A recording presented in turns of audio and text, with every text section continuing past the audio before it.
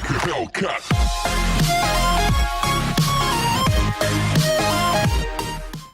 Hello and welcome back to the channel, where once again it's time for another Sega Saturn review, where today's game is another big hitter in the Saturn's library. I'm of course talking about the sequel to the legendary Dragon Force. I'm talking about Dragon Force 2 today, which saw a release exclusively in Japan in April of 1998.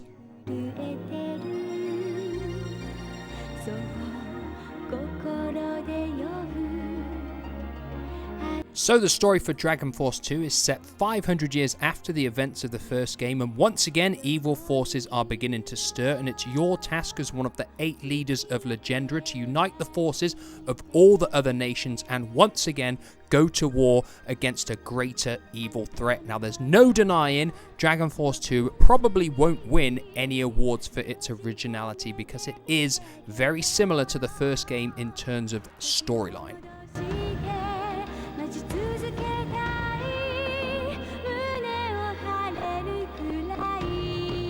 So once the main menu hits and you begin a new game, you will see that you have got a choice of 8 characters once again to start your adventure with. Now take note, you only get 6 from the beginning, just like the previous game. You need to complete the game once first to have access to all 8 characters. Now, with that being said, we need to get on to how this game looks, how it sounds, how it plays, content and lifespan, how it compares to the original Dragon Force, and if it can potentially make our worldwide Sega Saturn top 10.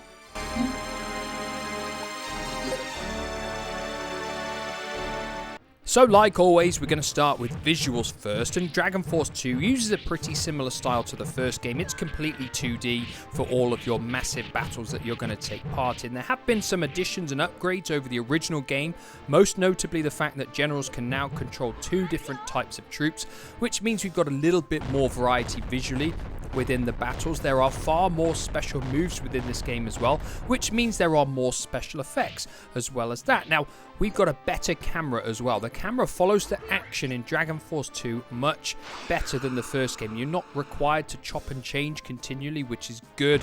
The world map scrolls much smoother as well, and we don't have any lag or slowdown when we're doing our administrative tasks as well.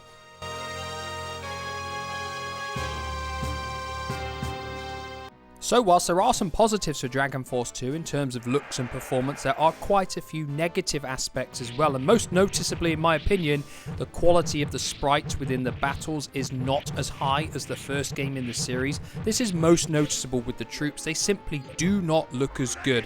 I don't think they scale as well, and there's a lot of mesh transparencies going on in this game as well, and as everybody knows, I'm not a fan of that. Unfortunately, the battlefields as well feel much more barren and sparse than the first game in the series too. And moving on to the special moves and the quality of the special effects, unfortunately, these don't look anywhere near as good as the first game either. Whilst there are far more in Dragon Force 2, none of the moves and the effects look anywhere near as appealing or as impressive as the first Dragon Force game, which is a massive disappointment for me. And again, there's more, because the color tones in this game are much darker and dreary throughout the whole entire game. From start to finish, this game has got a much darker, subdued tone to it, and I don't feel it adds very much to the visual presentation. In fact, I feel it's taken quite a bit away from the first game. And then finally, the quality of the menu presentation as well. I felt in the original Dragon Force game, it had this unique medieval style to it, which was appealing. Dragon Force 2 goes for a much more basic, standard look, which I don't feel adds anything to the appeal of the presentation of the game overall. So overall, in terms of visuals, Dragon Force 2 leaves you slightly disappointed overall.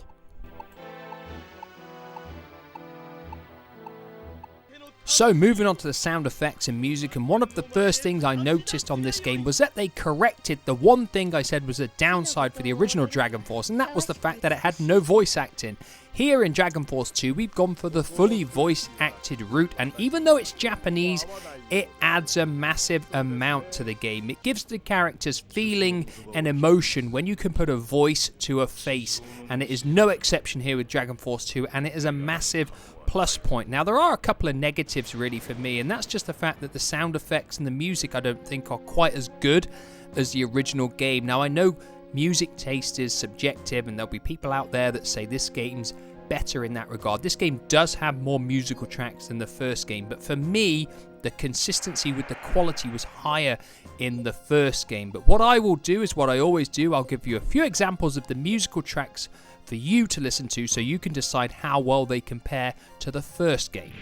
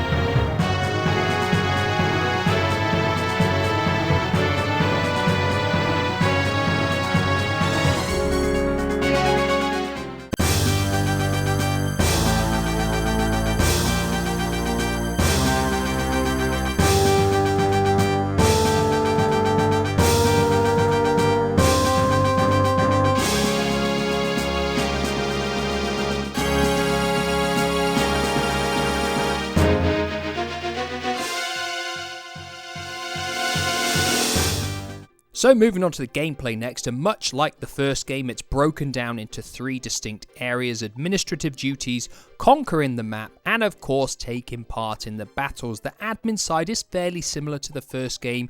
You can award items to your generals so that they can control different types of troops, and you can increase the number of troops that they can control. You can equip items both offensive and defensive. You can chat to all of your generals. You can talk to the prisoners of war. You can check the levels of your castles as well. So it's very similar in that regard. Thankfully, there have been a few tweaks here to make it a little quicker and smoother, most notably the fact that now you will automatically search for items at the end of your turn, you will automatically fortify your castles, and you can automatically try and recruit generals to join your army as well. So these are massive welcome improvements to the gameplay in this regard. But the most noticeable thing that's been added is of course the item forger, and this is where you can create new weapons and new items for your characters that you can't otherwise add to your collection, which is very, very good, and it's a welcome addition, and it actually becomes quite addictive, creating new items, trying to ultimately get the legendary weapons to improve the attributes of all your characters. Without a doubt, this is the biggest improvement in this aspect of the game.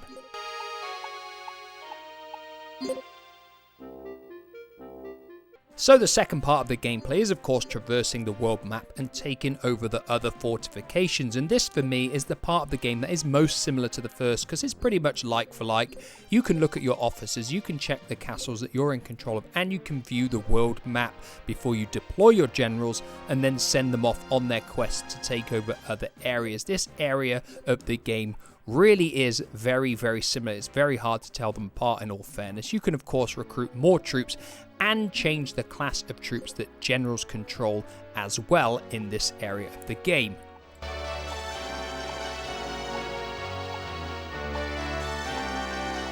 And of course, last but by no means least, is the battles, which have had a few tweaks over the original game, most noticeably the fact that your generals can now have up to 5 skills each, and they can control 2 different types of units within battle, which of course gives you more variety and more flexibility, and different types of units have got different command instructions available. The more advanced ones have got more choice, whereas some of the basic ones can simply just attack and retreat with not a whole lot more. Unfortunately, in this game, tactics don't really come into play. I've found that you don't really need any tactical skill whatsoever to conquer the map and take down all the other generals that you come into play with, and I found it quite disappointing in that regard because it was overly easy. It was very, very straightforward. You could just send out the basic troop types that those generals have without changing them, and you could beat all of the other generals on the map without any real challenge or tactical skill whatsoever. So I did feel the game was somewhat disappointing in this regard. Now, when you're faced with the harder monsters in the dungeons, the demons and the units that they control, they have stronger troops. Yes, it's more of a challenge there. Yes, you will need to employ troops that are more effective against those. But even if you don't, a lot of the time, the troops will get to your general, and your general will simply cut a wave of destruction through 50 ogres without any problem at all. And this is really, really noticeable, I feel, in general in the earlier parts of the game when troops can't melee as a choice and you press attack. They will go straight after the general, and then the general will just simply cut down all of the troops and you will be left with a duel. So I was somewhat disappointed with the gameplay in battle this time around. Whilst there is more tactical choices, I felt they didn't really need to be employed because the game overall was just generally too easy in battle and you don't really run into any problems whatsoever.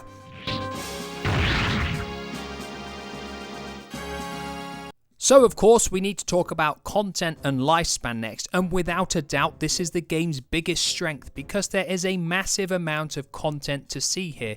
If you want to go down the path of completing it with 8 different generals and seeing all of the storyline elements for those generals, the game has so much content and replay value, it is unbelievable. And as well as that, if you want to go down the route of collecting all the very best weapons for your generals or even just your most favourite generals, that is a massive challenge as well in terms of the time that you're going to put in to get those items and make those weapons. And as well as that, if you want to get every single general's full set of skills, it's more time that you're going to put into the game. And the game does feel rewarding though in this regard, so it's not like you're feeling you're wasting your time doing it because you're going to enjoy it, because it is an enjoyable game to play. Now unfortunately for me, one thing I noticed was the fact that this game is just fairly easy overall. In fact, the hardest part of the game is probably the first hour or so. Once you've built up some generals, once you've gained levels, and of course most importantly once your primary protagonist has access to his final weapon skill ability, the game will become very easy. In fact, the final bosses on this game were embarrassingly easy, whereas the ones on the original Dragon Force could potentially beat you and provide a challenge. I felt Dragon Force 2 didn't provide any challenge at all come the end of the game, and it simply was too easy. But apart from that, the game has got fantastic content and lifespan.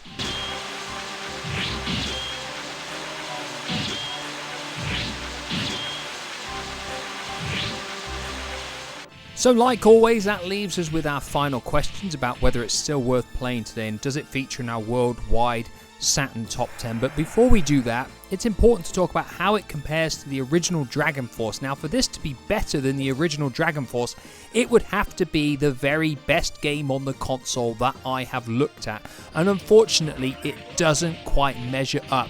But the fact remains that Dragon Force 2 is still a brilliant game. It's still got that addictive quality, especially when you get into forging all of those items, and it still has an amazing amount of content and replay value. Yes, the game is quite easy the more you progress into it, but that doesn't change the fact that it is still very enjoyable to play, and I thoroughly recommend it. Even if you played the first game to death, you will still most likely get a lot of enjoyment out of playing Dragon Force 2. Now of course the big question is, does it feature in our worldwide Sega Saturn top 10? Of course it's dominated by RPGs at the top, with Dragon Force up there, followed by the Shining Force 3 trilogy. Well, I'm going to tell you this, Dragon Force 2 comes into the list very highly. In fact, it comes in at number 4 because I feel it is better than Shining Force 3 Part 3 overall, but it's not quite up there with the games above it. Basically because the story doesn't really have that much originality, and you don't really need any tactical skill in this game, I feel, to do well at it. It is just slightly too easy for me, but it is still a brilliant game nonetheless, and comes into our worldwide Saturn top 10 very, very highly. Like always, I should say, these are just my thoughts and my thoughts alone. How well do you all think this game compares to the original Dragon Force? I just think it falls short in a few areas. Doesn't quite look as good, doesn't quite sound as good for me, and it is probably just that bit too easy. Let me know your thoughts down below on what you think of Dragon Force 2, and like always, I'll be back in the near future with another review. Goodbye for now.